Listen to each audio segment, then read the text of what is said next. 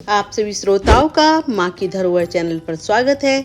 आप सभी को जय श्री राम। आज की कथा में श्री राम भक्त हनुमान जी द्वारा संजीवनी बूटी की खोज में द्रोणांचल पर्वत को उखाड़ कर लाना व भरत जी के सर प्रकार की कथा को हम लोग सुनेंगे।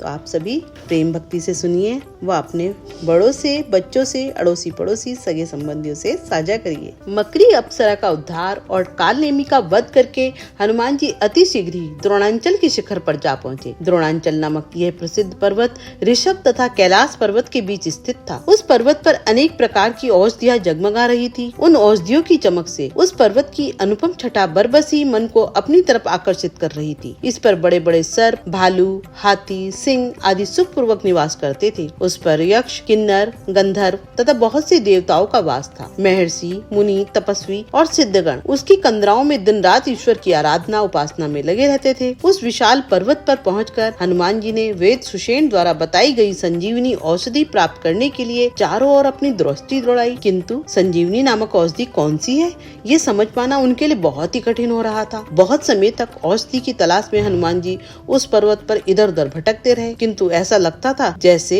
उस उत्तम पर्वत पर रहने वाली उस दिव्य औषधि ने अपने आप को अदृश्य कर लिया हो। इधर रात्रि तेजी से बीत रही थी। सुबह होने के पहले ही उन्हें औषधि लेकर भगवान श्री रामचंद्र जी के पास लंका पहुंच जाना था। यदि वे ऐसा नहीं कर पाते तो लक्ष्मण जी के प्राण किसी भी प्रकार बचाए नहीं जा सकते थे। भगवान श्री रामचंद्र जी समेत सबकी आशाएं इस समय उन पर ही टिकी हुई हैं। ऐसी स्थिति में यदि उन्हें थोड़ा भी विलंब होता है तो महान अनर्थ हो जाएगा। इन सब बातों का ध्यान करके महावीर हनुमान जी बहुत ही व्याकुल हो उठे। उन्होंने सोचा कि औषधि खोजने में अब मुझे अधिक समय नष्ट नहीं करना चाहिए। मुझे इस संपूर्ण द्रोणांचल को ही यहाँ से उखाड़ लेना चाहिए। इस पूरे पर्वत को ही मैं वेद सुषेण के पास पहुँचाई देता हूँ, वह इसमें से संजीवनी की तलाश कर लेंगे। यह सोचकर उन्होंने तुरंत ही खेल खेल में उस पूरे पर्वत को उखाड़कर अपने दाहिने हाथ की हथेली पर रख लिया। वेग से उखाड़े जाने के कारण वह पर्वत कांप उठा तथा उसकी बहुत सी चोटियां इधर उधर गिरकर बिखर गई। हनुमान जी वायु वेग से लंका की ओर चल पड़े। महावीर हनुमान की इस अद्भुत कार्य को देखकर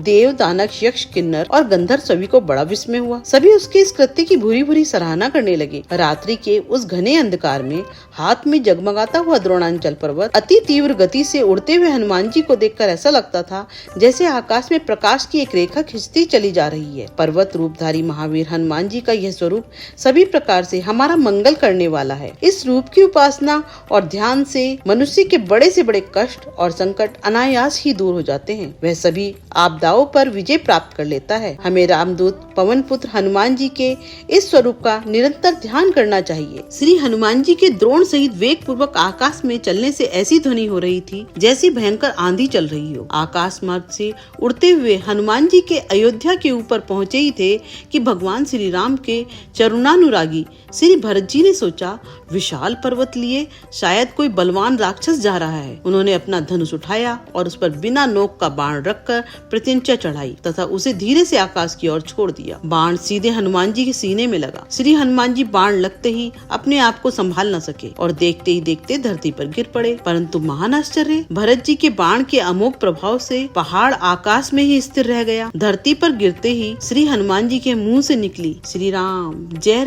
जय श्री सीताराम की पवित्र ध्वनि से संपूर्ण वातावरण गूंज उठा। ये पवित्र शब्द कान में पड़ते ही श्री भरत जी बड़े ही वेग से गिरे हुए श्री हनुमान जी की तरफ दौड़ पड़े। मूर्छित होने पर भी उनके मुख से अब भी श्री राम, जय श्री सीताराम की आवाज निकल रही थी। जटाजूटधारी श्री भरत जी के नेत्र बहने लगे। उन्होंने मूर्छित श्री हनुमान जी के सिर को अपनी गोद में रख लिया। उनको सचेत करने का अनेक यत्न किया किंतु सब व्यर्थ हो गए। अंत में उन्होंने कहा कि अब मैं श्री रघुनाथ जी की करुणा का स्मरण कर शपथ पूर्वक कहता हूँ, यदि भगवान श्री राम के चरण कमलों में मेरी निश्चल प्रीति हो तो यह वानर पीड़ा मुक्त होकर तुरंत सचेत हो जाए। भगवान श्री राम जी की जय। ये कहते हुए हनुमान जी तुरंत उठकर बैठ गए। वे पूर्ण रूप से स्वस्थ और सशक्त हो गए। अपने सम्मुख श्री भरत जी को देखा तो समझा कि मैं रघुनाथ जी के ही समीप। उन्होंने तुरंत चरणों में दंडवत करके पूछा, प्रभु मैं कहाँ हूँ? यह तो अयोध्या है। आंसू पोंछते हुए श्री भरत जी ने कहा, तुम कौन हो कपिश्रेष्ठ? यह अयोध्या है। तब तो मैं अपने स्वामी की पवित्र पुरी में पहुँच गया हूँ।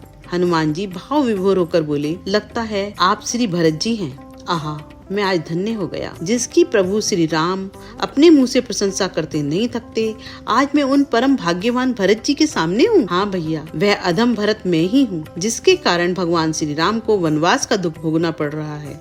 मैं तुम्हारा परिचय पाने के लिए व्यग्र हूँ। हनुमान जी का हृदय गदगद हो गया। उन्होंने श्री भरत के चरणों में प्रणाम किया और अपना परिचय देकर युद्ध का सारा समाचार बताया। रोते हुए श्री भरत जी ने हनुमान जी को हृदय से गले लगा लिया और कहा कि मैं कितना अभागा हूँ। प्रभु श्री राम के एक भी काम नहीं आ पाया। मेरे ही कारण प्रभु को समस्त विपत्तियां झेलनी पड़ रही हैं। लक्ष्मण मूर्छित पड़े हैं। तब मैंने और व्यवधान पैदा कर दिया। भरत जी ने कहा, भाई हनुमान, तुम मेरे बाण पर बैठ जाओ, तुम्हें अभी श्री राम के पास पहुंचा देता हूँ। पहले तो हनुमान के मन में शंका हुई, लेकिन प्रभु के प्रताप और भरत जी की भक्ति का स्मरण कर वह निर्मूल हो गई। इसके बाद श्री हनुमान जी ने भरत जी के चरणों में प्रणाम कर शीघ्रता से लंका की तरफ प्रस्थान किया। आज के लिए इतना ही। जय श्री राम। हनुमान जी राम राम।